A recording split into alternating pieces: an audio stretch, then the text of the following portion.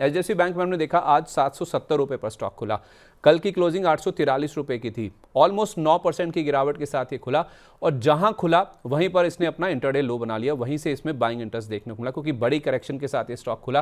Covid के बाद एक दिन का सबसे खराब दिन है ये, जहां तक 9% की गिरावट है। कोविड के बाद कभी इतनी बड़ी गिरावट स्टॉक में नहीं देखने को मिली। इनफैक्ट कल एडीआर गिरा था इनका 7% से ज़्यादा, तो एक डर हमारे मन में था और वो डर इस चीज़ का था कि इनके जो पार्ट टाइम चेयरमैन हैं और जो इंडिपेंडेंट डायरेक्टर हैं अतानु चक्रवर्ती जी, उन्होंने इस्तीफा दे दिया, तुरंत प्रभाव से इस्तीफा दे दिया और जो रीजन साइट किए गए थे ना उससे काफ़ी ज़्यादा परेशानी, चिंता या फिर घबराहट आ गई थी। उन्होंने एक तो वैल्यूज़, दूसरा एथिक्स, इन दोनों चीज़ों का हवाला देते हुए अपना इस्तीफ़ा टेंडर किया है और उन्होंने कहा है कि उनके जो वैल्यूज़ हैं उससे बैंक मैच नहीं कर रहा है। कुछ प्रैक्टिसेस को लेकर भी कंसर्न्स उन्होंने रेस किए।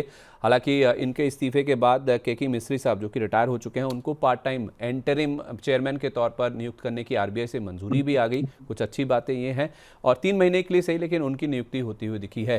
तो बैंक ने भी क्लैरिफिकेशन दिया है कि एनालिस्ट मीट भी हुई थी कि बैंक में ऑपरेशनल दिक्कतें नहीं है किसी भी तरह की। तो काफ़ी हद तक रेस्क्यू हो गया, केके मिस्त्री साहब की दोबारा एंट्री हो गई और एनालिस्ट कॉल भी हो गया, तो उससे कहीं ना कहीं रेस्क्यू होता हुआ नज़र आया है। विले मैम, मैं आपसे शुरुआत करना चाहूँगा, ये एचडीएफसी बैंक वाला ये जो मुद्दा है उसको आपने कैसे अप्रोच किया और अपने जो मेंबर्स हैं उनको कैसे बताया आपने कि ये जो 770 का लेवल है खुलने के बाद आपने क्या बोला अपने मेंबर्स को? इतना पैनिक होने की जरूरत नहीं है और ये एक लॉन्ग टर्म 2 साल वाला स्टॉक है और जिस स्टॉक को आप 760-70 से 850 के रेंज तक खरीद सकते हैं, ये बहुत क्लियर व्यू है। तो यही चीज उनको आगे कन्वे की। और दूसरी चीज ये कि मैं एचडीएफसी बैंक में मैं पर्सनली एक लॉन्ग टर्म इन्वेस्टर के तौर पर आप मुझे देख भी सकते हैं। इस वोलेटिलिटी को हैंडल करने के लिए मैंने ऑप्शंस का सहारा लिया है। पहले भी बताया था वोलेटिलिटी हैंडल करना इस मार्केट में सिल्वर, चांदी, गोल्ड या चांदी हेल्प नहीं करेगा, आपको इसके लिए ऑप्शंस का सहारा लेना पड़ेगा। So we did it. Now एक और चीज, इसका एक एंगल देखना जरूरी है। देखिए, अमूमन तो ये होता है कि जब पॉलिटिक्स में ऐसा देखा जाता है कि जब आप पार्टी छोड़ देते हैं तब आप पुरानी पार्टी की दबी, हर किसी की एक दुखती नब्ज होती है या कहीं ना कहीं धब्बे हर जगह होते हैं, तो फिर आप उनको धीरे धीरे उभारते हैं, दिखाते हैं वगैरह। ये बैंकिंग में हो रहा है तो ये कहीं ना कहीं एक शिरोमणि बैंक की तरफ से जब ये बात आ रही है, ये तब जब आपने उसको छोड़ दिया है। तो ये बात दोनों एंगल से मैं देख रही हूँ। एक तो ये कि ये किसी ऐसे बैंक में हुआ है जो इंडिया का वन ऑफ द प्राउड या फिर मोस्ट ट्रस्टेड बैंक कंसिडर होता है after state bank of India. दूसरी चीज ये कि अगर central bank point of view से देखें, 2 साल से अगर ऐसा कुछ हो रहा है तो क्या आरबीआई की नजर उस पर नहीं पड़ी? आरबीआई छोड़ दीजिए, सेंट्रल बैंक की नजर उस पर नहीं पड़ी? And if it's gets confirmed, अगर वो जो इन्होंने बातें हाईलाइट की हैं कि कुछ कुछ हो रहा था, मतलब इरेगुलरिटीज थी, अगर एक उस लेवल के बैंक पर वो चीज हमको देख रही है तो जो बाकी बैंक्स पर भी इसका असर मार्केट में दिख सकता है।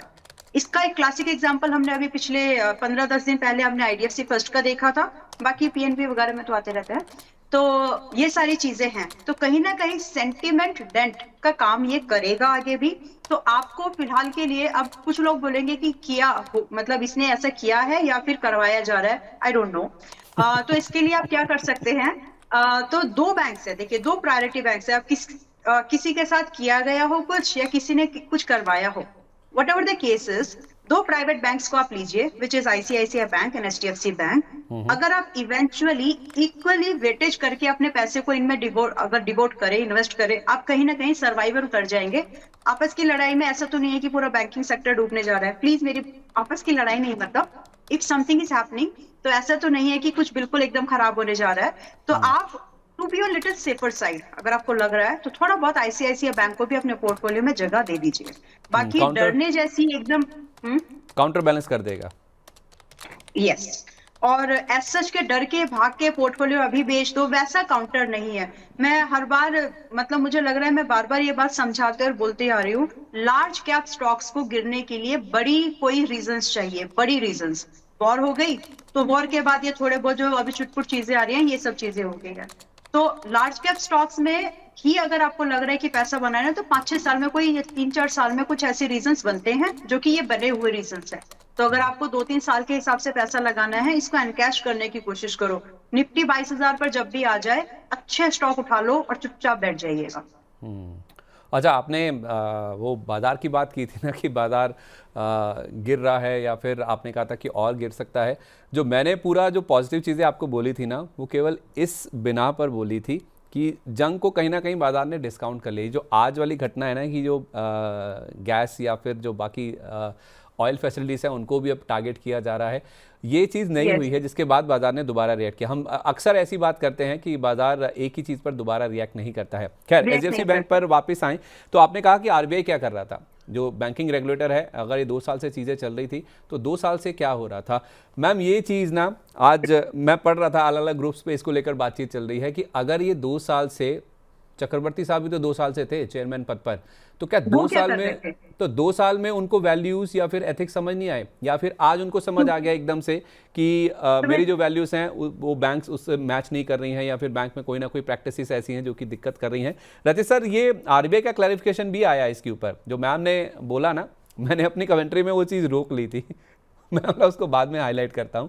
एक तो केके मिस्त्री साहब का, सर, जो बंदा रिटायर हो चुका है, जो अपनी लाइफ एंजॉय कर रहा है, अब बहुत बढ़िया काम किया उन्होंने अपने टेन्योर में। सर, एचडीएफसी बैंक को, एचडीएफसी लिमिटेड को कहाँ लेकर गए वो हम सब जानते हैं। लेकिन सर, वापसी उनकी होनी इस मौके पर इस तरह से, ये कितना बड़ा रिस्पाइट है। और आरबीआई ने भी सर क्लैरिफिकेशन दिया है इसके ऊपर कि बैंक में फिलहाल के लिए देखा जाए ना तो ऐसी गवर्नेंस को लेकर या फिर कंडक्ट को लेकर कोई भी ऐसी मटेरियल चिंता उनको नज़र नहीं आती है, और आगे भी वो बैंक के बोर्ड के साथ, बैंक के मैनेजमेंट के साथ लगातार बातचीत करते रहेंगे कि वे फॉरवर्ड क्या है। तो उस हिसाब से ऐसा नहीं है कि रेगुलेटर को नहीं पता है। लेकिन हाँ, चक्रवर्ती साहब का सर ये जो पॉइंट ऑफ व्यू आया ना सर, जो बातचीत आई है ना, मैं उसको लेकर थोड़ा सा वो हूँ कि कल उन्होंने बोला कि मेरी वैल्यूज़ या एथिक्स मैच नहीं करती हैं, सुबह कहा कि ऐसा सच देखा जाए तो कोई रॉन्ग डूइंग नहीं है बैंक में, और 2 साल तक वो क्या कर रहे थे।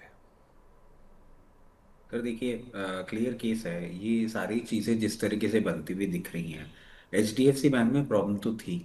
और हम जब भी आपके शो के माध्यम से डिस्कस किए थे तो हम क्लियर केस कह रहे थे कि यहाँ पे कुछ बड़ा निकलने वाला है। अब सर, 900 से 770 मिस्त्री साहब और सब लोगों ने इसको पहुंचा दिया है। और अब ये हंटिंग करना कि क्या गड़बड़ थी या 2 साल से वो क्या कर रहे थे, प्रोबेबली ये भी हो सकता है कि मैं ऐसी एक स्टडी भी कर रहा था सर। 2023 एंड 24 में ना एचडीएफसी बैंक के एलडीआर रेशियोज 104 पे पहुंच गए थे। 85 का प्रोजेक्शन था इनका।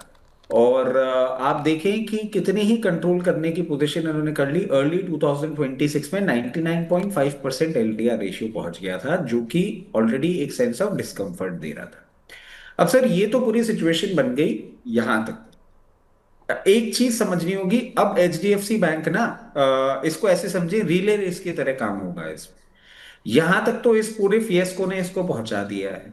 अब क्या होगा सर? अब होगा कि लोन डिफॉल्ट्स, अब होगा क्रेडिट, जो एसेट क्वालिटी है उसको लेके लिक्विडेशन, और जितना इनका पर्सनल लोन एक्सपोजर है उसका default, backed by the new unemployment fiasco that we will see in the IT sector, along with the slowdown in the Indian economy। तो जो अब यहां से टूटेगा ना एचडीएफसी बैंक, वो उन कारणों से टूटेगा। मतलब अभी तक हमने ये देख लिया, अब जो आगे हम डाउन साइड देखेंगे उसके पीछे के कारण वो बनेंगे। और ये मैं बात क्यों कह रहा हूं, क्योंकि सर आज जिस तरीके से इसको एक रिट्रेसमेंट दिखाना चाहिए था, नहीं दिखाया है। मैं समझ रहा हूं अब remaining part of the day में आपको वापस से सेलिंग प्रेशर आता हुआ दिखेगा और लोअर एंड पे ये बंद होगा। 770 के लेवल्स ये मैं समझता हूं आने वाले हफ्ते में तोड़ेगा, और फिर 724 के लेवल्स आपको जाता हुआ दिखेगा। तो जो भी लोग ये सोच रहे हैं the worst is behind us, सब सही हो गया है, और यहाँ पे एचडीएफसी में बाइंग पोजीशन बना लेनी चाहिए। 900 पे भी मना कर रहे थे, यहाँ पे भी मना करेंगे, 770 पे भी मना करेंगे। लोअर एंड पे जाते हुए क्या सिचुएशन बनती है, bank Nifty, Indian economy, crude और डॉलर किस तरीके से प्लेस्ड होता है, उसके बाद कॉल लेनी चाहिए। अभी इट्स अ फॉलिंग स्वॉर्ड, और मैं हमेशा बोल रहा हूं there is no point catching a falling sword. बिल्कुल जी। विले मैम, आपने कुछ लेवल्स बताए थे कि किन लेवल्स में आप एक्यूमुलेट कर सकते हैं अगर आप लॉन्ग टर्म इन्वेस्टर हैं तो। निफ्टी को ट्रैक करिए। जब निफ्टी 22,000 आएगी तो आपके ये वाले स्टॉक्स बाय डिफॉल्ट आ जाएंगे वहां तक। मतलब मोस्ट ऑफ द केस पे। तो अगर आप निफ्टी को ट्रैक करते हुए पोर्टफोलियो रिवाइज करना चाह रहे हो या फिर रीएक्यूमुलेशन करना चाह रहे हैं, तो 22,000 निफ्टी आते ही आप अपनी पसंद के स्टॉक्स उठाना शुरू कर सकते हैं। To be specific, HDFC bank क्या हम आज खरीद ले तो 770 से अभी की रेंज में भी खरीद सकते हैं। और तैयारी बस इतना रखिए, सजेशन में अगर एक सिंसियर सजेशन आपसे, मतलब लोग अगर जानना चाहें, निफ्टी को 22,000 आने दो। उस 22,000 में ये वाले जो स्टॉक्स है ना, जो होना होगा वो हो चुका होगा इनमें। तो अभी 1000 से 1100 पॉइंट की मूवमेंट है जो डाउन साइड की पॉसिबल है। अगर पेशेंस रखेंगे आप तो आपको वो मिलेगा। बाकी एचडीएफसी करंट 770 पर दोबारा मिलेगा, खरीद सकते हैं उसको। और जो अभी अभी बात की थी ना कि 2 साल से ये क्या कर रहे थे, तो इसीलिए मैंने स्टार्टिंग में ही बोला कि अमूमन ऐसे पॉलिटिकल पार्टीज करते हैं, ये पॉलिटिशियंस करते हैं ऐसे काम। एक रेप्यूटेड बैंक से ऐसे लोगों से एक्सपेक्ट नहीं किया जाता है। You people are there to highlight the things and resolve that. बाद में बैक बाइटिंग या कुछ कुछ करने का फायदा नहीं है। तो ये इसीलिए वो चीज का वो जो ताना था वो इसीलिए था। चलिए, सार यही निकल रहा है, 22,000 आने दीजिए, 22,000 आना ही है। 22,000 को कोई रोक नहीं सकता। मतलब 22,000 की इतनी बातचीत हो रही है कि आ जाए भैया, 22,000 आ जाइए एक बार। उसके बाद फिर आप अच्छे अच्छे शेयर चुनने लगिए, वहाँ पर आपका पोर्टफोलियो बनाने का समय आ जाएगा। सत्य सर, आपकी स्माइल भी बता रही है और मैडम तो बहुत कन्विंस्ड है। 24,200 तो 24,200 था या 23,200 था मैम, ये बजट वाले दिन? 24,200 300 की रेंज थी। That was the 24। Budget impact. ये वॉर इम्पैक्ट है, ये और सीवियर होता है क्योंकि, और इस बार ये वॉर ना एनर्जी को टारगेट कर रही है, which is very bad. Which is very bad, और उसी वजह से हम देख रहे हैं कि कई सारे सेक्टर्स के ऊपर इम्पैक्ट हो भी रहा है। चलिए, एचडीएफसी बैंक को डिस्कस करना, समझना बहुत इंपॉर्टेंट था।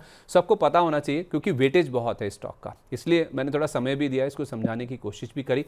अब आपको करना क्या है, या तो आप यहाँ से लेकर 770 तक खरीदिए, रचित सर तो कह रहे हैं कि 724 तक भी नीचे आ जाएगा, या फिर 22,000 का इंतजार कर लीजिए। That would be apt. उस समय जो भी लेवल होगा एचडीएफसी बैंक का, अच्छे अच्छे जितने भी फंडामेंटली स्टॉक्स हैं उनको आप अपने पोर्टफोलियो में शामिल कीजिए, ये हमें वीएलए मैम बता रही हैं। चलिए, जल्दी से अब दर्शकों के सवाल भी ले लेते हैं, और नंबर नोट कर लीजिए आप हमारा, कैसे आप अपने सवाल हम तक पहुंचा सकते हैं। 9311211874 ये नंबर है, जिसके जरिए आप चाहें तो व्हाट्सएप के जरिए अपने सवाल भेजिए, आप चाहें तो दोनों मेहमान हमारे साथ मौजूद हैं। अपने सवाल आप हमें फ़ोन लाइन के जरिए फ़ोन करके जुड़िए, मैं डायरेक्टली कोशिश करूँगा कि आपकी जो बातचीत है इन दोनों हमारे जो एक्सपर्ट्स हैं उनसे करवा दूँ। पहला सवाल, अगर हम प्राइम मेंबर से शुरुआत करें, क्योंकि हमारा वादा है आपसे, प्राथमिकता है हम देते हैं, हमारे जो प्राइम मेंबर्स हैं उनके सवाल जो आते हैं उनको हम पहले एड्रेस करने की कोशिश करते हैं, फिर जो समय बचेगा बाकी लोगों के मैं सवाल लूँगा। आयुष अग्रवाल जी कह रहे हैं कि रचित, हाँ प्लीज़ सर बोलिए, सॉरी मैंने देखा नहीं। यार देखिए किस किस्म का वेटेज हो गया है। अभी तक निफ्टी संभल के बैठी हुई थी। नारी शक्ति ने 22,000 का लेवल दिया है, निफ्टी ने वहां कूच करना चालू कर दिया है, नया लो मार चुकी है निफ्टी। आज और का। सर सुबह, हाँ, हम लोग डिस्कस भी कर रहे थे कि अगर 23,080 के नीचे आज निफ्टी बंद हो जाती है तो 22,400 के पहले कोई सपोर्ट नहीं होगा। और बहुत जल्दी हो सकता है नवरात्रों में आपको वो देखने को भी मिल जाए। हाँ, 21 तारीख भी तो आनी है उसी में। हाँ वही तो सर। मुझे तो सर सबसे ज़्यादा डर उतना तो जंग का डर नहीं लग रहा नवरात्रों में जितना मुझे। तांडव होगा फिर। मैडम और मत फिर बोलिए नवरात्रों में मैडम, तांडव होगा क्या? आप इतना हंस हंस के जो बोल रही हैं ना, ये तांडव अगर हो गया, लोगों के पोर्टफोलियो अभी ब्लीड कर रहे हैं मैम। अभी अगर आप बात करेंगे ना लोगों के म्यूचुअल फंड पोर्टफोलियो तक में, आप देखेंगे तो आपको लाल निशान नजर आएगा। लंबे कई सालों के जो पोर्टफोलियो हैं उनमें भी आपको लाल निशान दिख रहा है। तो अगर ये 22,000 और आना है और तांडव की बात आप करिए, फिर कहाँ सिचुएशन पहुंचेगी। खैर, इसको रोक देते हैं यहीं पे, ये 22,000 ला के ही मानेंगी, उसके लिए थोड़ा समय है, थोड़ा रुक जाते हैं। तो सर हंस के थोड़ा मामला ठीक तो हो जाएगा, लेकिन वो मान ही नहीं रही है। वो कह रही है कि रियलिटी यही है, जितना जल्दी नहीं सूनर सर, द बेटर, जितनी मैं जल्दी आप आपको एक और चीज एक्सेप्ट बता कर दूं। लीजिए उतना अच्छा है। मैं आपको एक और चीज बता देता हूं, मैं अंबाला मैम के साथ 22,000 का सफर करूंगा ही करूंगा। बट मेरा जो सपोर्ट है वो उस 22,000 के लेवल पे जाके और थोड़ा सा नीचे जाके आता है सर। मेरा तो सपोर्ट अभी आया नहीं है। 22,000 का सफर तो अंबाला मैम के साथ कर लेंगे हम। उसके बाद जो है ना, उसका सफर भी थोड़ा सा तय करना होगा। मतलब आपकी भी उसमें है कुछ उम्मीदें, हसरतें? मेरी है सर, उम्मीदें भी हैं, हसरतें भी हैं। और मैं आपको एक चीज बता दूं सर, बार बार मैं एक चीज बोल रहा हूं। अब क्या है ना, लोग बोलने लग गए, जैसे अभी मैम भी बोल रही थी काली जबान। सर देखिए, ईरान आउट ऑफ कंट्रोल कभी भी हो सकता है, क्योंकि मोज़ैक जो मैंने आपको सिस्टम बताया था उसके तहत दो लोगों का इंतजार है बस। सिर्फ दो लोग, चाइना और रशिया। इनमें से कोई भी एक आया ना, आप देखिएगा फिर क्या होता है। चलिए ठीक है सर, उम्मीद करते हैं ना आए, अगर आ गए ना तो फिर सिचुएशन बहुत ज़्यादा बिगड़ जाएगी। खैर सवालों की ओर बढ़ते हैं। आयुष अग्रवाल जी कह रहे हैं रचित सर पेटीएम मैंने 424 रुपये का लिया हुआ है सर, इन्होंने बहुत पहले की क्या खरीद है। बात है। और एसोसिएटेड एल्कोहल्स मैं भी यही देख रहा था कि 1424 तो नहीं है ना, कभी 424 ही, आई होप ये टाइपो नहीं है। और सर एसोसिएटेड एल्कोहल्स भी है 650 रुपये के दाम पर। कह रहे हैं कि is it worth to hold for next 1 year. Secondly, do you see any respite in IEX 212 का लिया हुआ है due to upcoming power demand. तो पहले सर ये पेटीएम और एसोसिएटेड एल्कोहल बता दीजिए। देखिए पेटीएम में तो आप कुछ मत करिए, कुछ भी मत करिए। जिस प्राइस पे आपने ले रखा है वो प्राइस, मतलब अभी मैं जितना नेगेटिव आपको साउंड कर रहा हूं उतना ही मैं आपको थोड़ी ऑप्टिमिस्टिक बात कर लेता हूं। मेरे को नहीं लगता वो प्राइस छोड़िए, पेटीएम कभी आपको 700 रुपये भी आता हुआ नहीं दिखेगा अनटिल अनलेस कोई बहुत ही बड़ा फिएस्को हो गया। ये डाउनवर्ड जर्नी जरूर अपनी दिखा रहा है, एक सपोर्ट लेता हुआ आपको दिखेगा 980 के आसपास, बट वो भी आपके लिए बिल्कुल इनसिग्निफिकेंट है, आराम से बने रहें। एसोसिएटेड अल्कोहल भी आपने बहुत अच्छे प्राइस पे ले रखा है, 600 ऑड प्लस जो लेवल्स है आपके, 736 चल रहा है। बिल्कुल चिंता ना करें, कुछ भी नहीं करना है। उसके साथ साथ IEX की मैं आपको बात कर लेता हूँ। IEX में पेन पॉइंट नहीं खत्म होगा, IEX से प्लीज निकल जाइए। जहां आपको एग्जिट मिले वहां पे प्लीज IEX में निकल जाइए।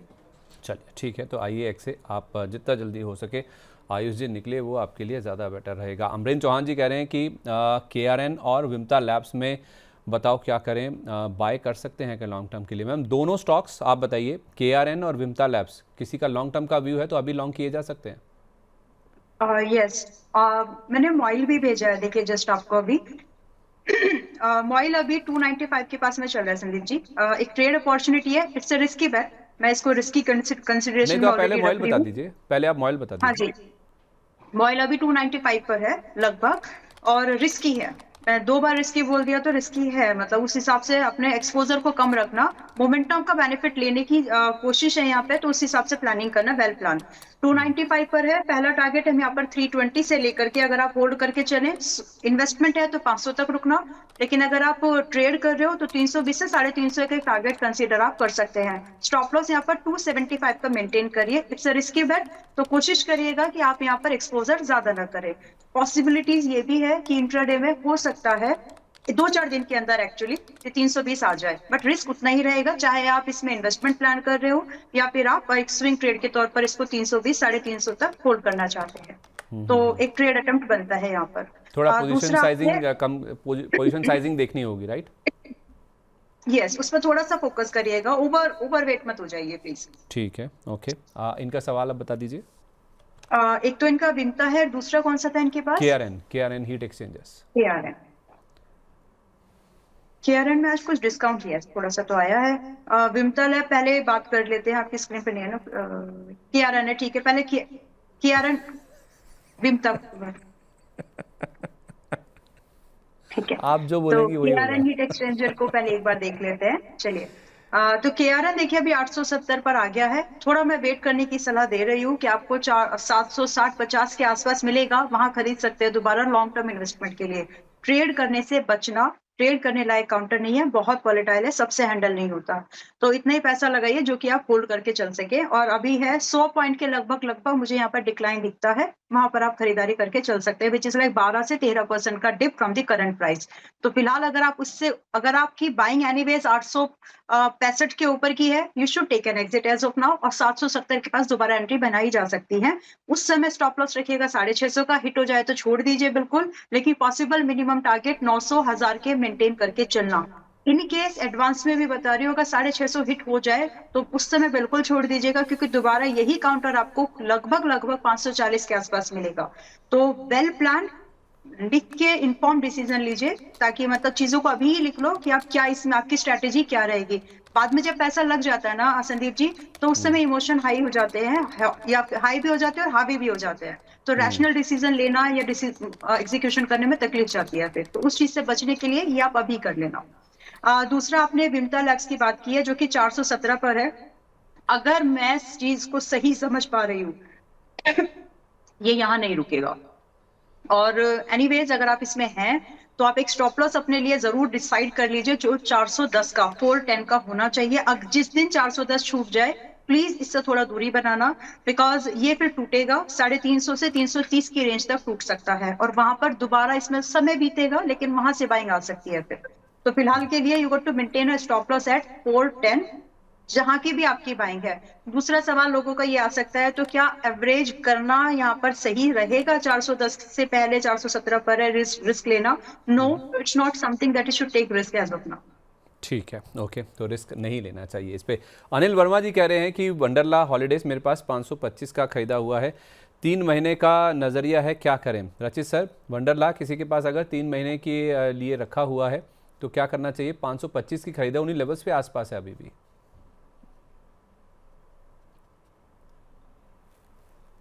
सर जिस तरीके से ये पोजीशनड है और जो इस पूरी इंडस्ट्री की सिचुएशन दिख रही है, क्योंकि आप इसको देखें, क्लियर केस है sir, travel will not be the flavour of this season, let me be very honest.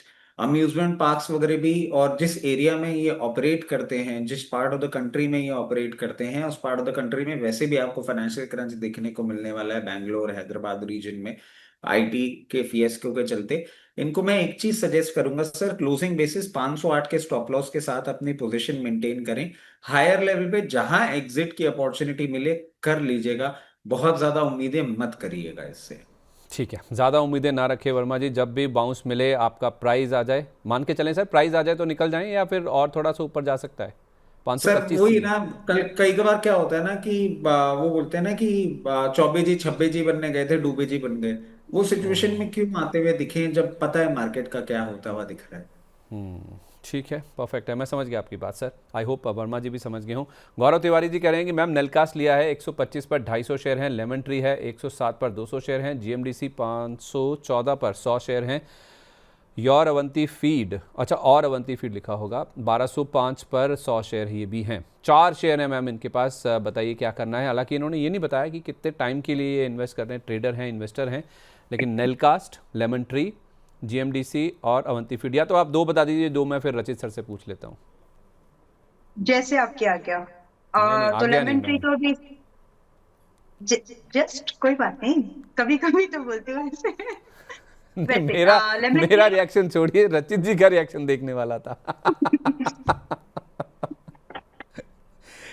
चलिए। है। सर एक्चुअली मैं देखिए क्या है, आज्ञा की बात आपसे क्यों कर रहा हूँ, क्योंकि मैम से क्या है कि एक मिलना जुलना हो चुका है, और मैम का जिस तरीके का पूरा सेटअप है ना, मैम अगर आपको आज्ञा की बात कर रही हैं तो ये sir it is actually a very honoured statement that you are getting. क्योंकि आज्ञा वाली सिचुएशन, और सर से भी मिलना हुआ है मेरा, आज्ञा वाली सिचुएशन तो ये घर पे भी नहीं आपको इतनी सुनने को मिलती होगी। तो आपको मिल रही है तो सर बहुत बड़ा ऑनर है मैम की तरफ से, अगर आज्ञा स्टेटमेंट आपके लिए आ रहा है तो। ठीक और है, अभी मैं ज्यादा बोलूंगा नहीं, क्योंकि वैसे भी मैम से मुझे झाड़ पड़ती रहती है, और अभी कुछ बोला तो और झाड़ पड़ जाएगी। मुझे बचा लीजिएगा मैम, इनके तक ही रखिएगा जो भी इसका जवाब है। जी, जवाब कुछ नहीं, देखिए मतलब मैंने आउट ऑफ कर्टेसी बोला है, आप उसको मतलब खींचिए मत। और दूसरा नहीं नहीं चीज ये, मैम, मैं घर में इसमें सबसे मैं आपको छोटी हूँ। यही बताना चाह रहा था सर मैम को, ये मैं सिर्फ आउट ऑफ मैं भी मैं भी बता देता हूँ सर। देखिए, अब इतना ऑनर्ड फील कराया है किसी ने, तो थोड़ा पचाना तो पड़ेगा ना। हम भी कहते हैं ना, बाजार ने जंग को पचा लिया है क्या, डिस्काउंट हो गया। सर डिस्काउंट करने का थोड़ा टाइम तो दीजिए थोड़ा सा। जी, तो lemon tree and Avanti feed मैं देख लेती हूँ। तो लेमन ट्री पे देखिए ऑलरेडी मेरी एक कॉल भी है, 100 से 110 की रेंज की, शायद 105 है आई थिंक, तो उसी रेंज पर ये अभी भी है। आप लोग स्टॉप लॉस 95 का मेंटेन करिए जिनके पास ये स्टॉक है, एंड वेट, टारगेट के लिए थोड़ा सा वेट करिएगा। जैसे आज गुजरात होटल्स चला है, चांसेस हैं, आई एम नॉट सेइंग कि प्रोबेबिलिटी बहुत ज्यादा है, but there are some chances कि एक एक करके ये होटल इंडस्ट्री वाले स्टॉक्स थोड़े ही स्पार्क जैसे, एक टूटता तारा जैसे होता है कि अचानक से आता है, चमकता है, फिर लुप्त हो जाता है, तो वैसी सी कुछ मूवमेंट इन स्टॉक्स में थोड़े समय के लिए बन सकती है। So if you are in, hold it, stop loss maintain जरूर करिएगा, क्योंकि अगर एक बार स्टॉप लॉस हिट हुआ तो फिर वीकनेस वो जैसे झुनझुनवाला जी ने बोला था कि मैं घर जाऊं, मैंने शराब पी है, घर जाऊंगा, रेखा डांटेगी, ये पता है कितना डांटेगी वो किसी को नहीं पता है, तो डिपेंड्स ऑन हर मूड। तो प्राइस वो मूड जो है यहाँ पर ब्रॉडर मार्केट के सेंटिमेंट जो बनेंगे वो फिर उसको ले डूबेगी, ऐसा हो जाता है कई बार। तो आप लोग जो भी इस स्टॉक में हैं, पहले से नहीं है तो थिंक ऑफ बाइंग कर सकते हैं, क्योंकि प्राइस भाव ठीक है अभी का, लेकिन आप 95 पे ऐसा जरूर मेंटेन करिए, and you are targeting at least 120 as a target, which is like 15 points from here. 120 से 145-40 के टारगेट आप यहाँ से देख सकते हैं। Avanti feed is weak now, और मैं आपको एक डिस्क्लोजर देती हूँ। अवंती फीड मैंने अक्टूबर में कहीं बाय किया था, बहुत देर होल्ड किया, काफी दिनों तक, फिर बेच दिया थोड़े से प्रॉफिट पर। तो अभी मैं इसके बारे में रिकमेंडेशन आपको दे सकती हूँ। ये अब वीक है, पता नहीं, मैंने तो इसमें थोड़ा ही बना पाई थी, क्योंकि इसके बाद की ये जो मूवमेंट हुई थी वो बहुत रिमार्केबल थी, और मुझे बहुत फोमो भी लगा था कि काश मैं होल्ड कर लेती। लेकिन फिर से याद आ जाती है वो चीजें कि अगर ये आदत नहीं बनाई तो इस आदत का खामियाजा मुझे फ्यूचर में भुगतना पड़ सकता है। तो फिर कुछ अच्छे एग्जांपल्स मैं ढूंढ लेती हूँ कि हाँ, यहाँ निकल के मैंने अच्छा किया था। तो फिलहाल के लिए Avanti feed is something that is weak now, as of now. 1185 पर है। अगर आपका सवाल ये था कि क्या अभी बाय कर सकते हैं, नो। अगर होल्ड कर सकते हैं, नो। फ्रेश बाय कहाँ से कर सकते हैं इसमें, आप कम से कम वेट करें, इसका नेचर है वो, आपको लगेगा बहुत सरप्राइज की अरे प्राइस आ जाएगा, क्या आ जाएगा, बस तसल्ली रखना। ये आपको 900 के आसपास दोबारा मिलेगा, और अभी 1880 के पास में, इसका नेचर ही वैसा है। तो आप उस हिसाब से मैनेज करिए, थोड़ा सा रुक जाए, इम्पेशंस मत होइएगा, प्रॉफिट है तो निकाल लीजिए। ठीक है, ओके। तो आपने एक अवंती फीड्स पे बता दिया, एक आपने लेमन ट्री बता दिया, राइट? यस। हाँ, तो रचित सर फिर बचे जीएमडीसी और नेलकास्ट।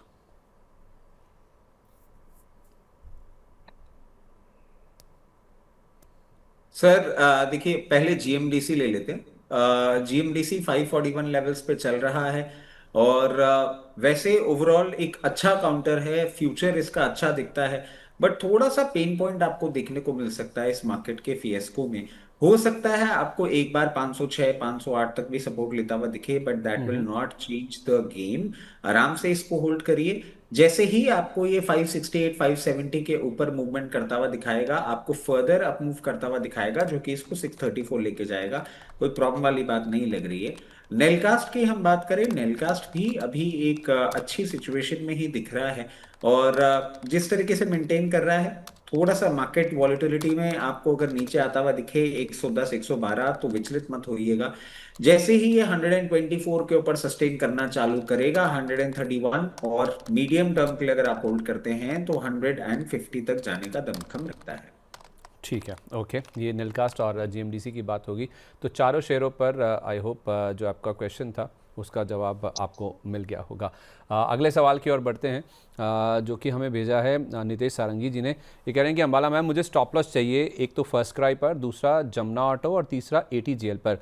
फर्स्ट क्राई ले रखा है इन्होंने 232 पर, आई थिंक इस पर आपका कॉल भी था। दूसरा जमुना ऑटो 124 पर ले रखा है, और एटीजीएल 617 पर ले रखा है। जी, तो फर्स्ट क्राई पे तो मतलब आपने लिया होगा तो आपको स्टॉप लॉस पता होगा, रिवाइज नहीं हुआ है, एज इट इज है। देखिए, जब तक ठीक है, अगर कहीं पर फ्यूचर ऑनवर्ड्स के लिए मैं बता रही हूँ आप सभी को कि अगर मुझे लगेगा कहीं पर स्टॉप लॉस रिवाइज करना चाहिए, तो मैं आप लोगों को मैसेज जहां तक हो सकेगा शेयर करा दूंगी। लेकिन अभी तो इसमें स्टॉप लॉस वही है 185 का, टारगेट वही है 250 ऑनवर्ड्स अप टू 350, तो कोई चेंज नहीं है अभी इसमें। दूसरा आपका जो जमुना ऑटो आपने बताया है का स्टॉप लॉस आपको चाहिए, बट मुझे याद नहीं आ रहा है मैंने दिया कब है, क्योंकि लग नहीं रहा है। जब दिया था तब उसके बाद इसकी एक अच्छी अपसाइड मूवमेंट हो चुकी है। वेल एनीवेज, अब अगर आप जमुना ऑटो को अभी देखेंगे तो भी 118 पर है,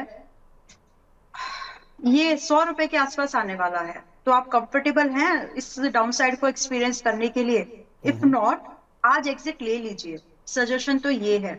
एंड 100 आ जाएगा, मतलब मैं इसमें डाउट में नहीं हूँ, तो आप उसके हिसाब से थोड़ा सा डिसीजन ले लीजिए। बाकी जब ये 100 रुपए के आसपास आए तो पूछने की जरूरत भी नहीं है, वहां पर दोबारा वही पैसा लगाइए, और कम से कम 3-4 क्वार्टर के हिसाब से होल्ड करके बैठिए। बाय दैट टाइम आपके जो ऑटो सेक्टर में थोड़ा रिकवरी आ जाएगा, तो सेंटिमेंट्स बूस्ट हो जाएंगे ब्रॉडर इंडेक्स के लेवल पर, अगर आप पर्टिकुलर इंडस्ट्री इंडेक्स की बात करेंगे तो यही स्ट्रैटेजी मेरे हिसाब से फिलहाल कारगर है। फिलहाल निकलिए, 100 के आसपास वापस से बाय करिए।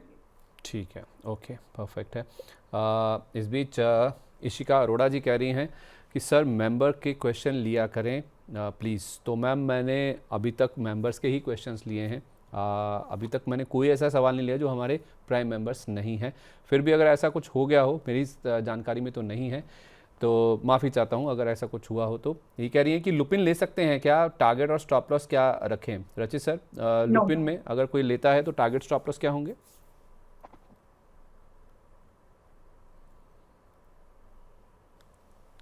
सर मैं समझता हूँ कि जब आपने सवाल किया था तो मैम ने ऑलरेडी बोल दिया था नो। तो अभी देखें, जिस तरीके से पूरी सिचुएशन बनती हुई दिख रही है, थोड़ा सा डाउन साइड आपको और आता हुआ दिख सकता है ल्यूपिन में। हो सकता है आपको 2150 से लेकर 2180 की रेंज में दिखे। वहां पे चाहें तो थोड़ी सी एक पोजीशन बना के रखिएगा। Again, no medium term, no trading position, long term के लिए बनाइएगा। जैसे ही मार्केट आपको रिस्पाइट देगा और ये मूवमेंट चालू करेगा, उसके बाद 2290 और ग्रेजुअली आपको 2440 के लेवल्स भी दिखाएगा, बट बाइंग लोअर लेवल पे ही करनी होगी। ठीक है, ओके, परफेक्ट है। इसके अलावा सानवी सावंत जी का सवाल है प्रेमर एनर्जी को लेकर। मैं इसको थोड़ा होल्ड कर लेता हूँ, मैं आगे डिस्कस करता हूँ बर्निंग स्टॉक्स में इसको। आयुष जी का सवाल हमने ले लिया है। अमरेंद्र चौहान जी का सवाल भी हमने ले लिया। सानवी जी का सवाल दोबारा आ गया। अच्छा, ओके, माइनिश इनका सवाल भी हो गया है आई थिंक। फर्स्ट क्राई और जमुना ऑटो इन्होंने पूछा था। इसके अलावा संजीत कुमार जी का सवाल है, कह रहे हैं कि सर जी राम राम, मेरे पास 150 शेयर हैं एसबीआई के, free of cost, profit already booked as suggested by Rajit sir and VLA ma'am, should I hold it और move to any other? I think इन्होंने क्या किया होगा सर, रचित सर, अगर मैं समझ पाया हूँ इनकी बात, तो इन्होंने एसबीआई के शेयर लिए और मुनाफा इतना हो गया कि इनका इन्वेस्टमेंट निकल गया, और बाकी जो बचे हुए शेयर आई थिंक वो फ्री ऑफ कॉस्ट इसलिए हैं कि इनका इन्वेस्टमेंट निकल चुका है, जो बचा है वो मुनाफे के शेयर बचे हुए हैं। तो ये क्या कह रहे हैं कि इनको होल्ड करूं या फिर मुनाफा लेकर निकल जाऊं? देखिए, क्लियर केस है सर। हो सकता है कि जब हमने 760 ऑड लेवल्स पे सजेस्ट किया था उसके आसपास ही इन्होंने लिया होगा। और अगर ऐसा कर रखा है, देखिए एक चीज मैं बता देता हूँ, जाएगा ये भी नीचे ही। बट क्या ये बैंक खराब है? नहीं, बैंक ये अच्छा है। और कहाँ तक ये जा सकता है? जिस तरीके से पूरी पूरी सिचुएशन बनती हुई दिख रही है, हो सकता है 880 900 के लेवल्स आपको दिखाए। अब क्या आप 1000 रुपए 1100 रुपए के बैंक में 100 150 रुपए का ट्रेड करना चाहेंगे और एक अपॉर्चुनिटी जो शायद बन सकती है उसको मिस करना चाहेंगे? ऑलरेडी आपने जैसा बता दिया, फ्री का है, आराम से होल्ड करिए, अब कुछ मत करिए, एंजॉय द प्रॉफिट।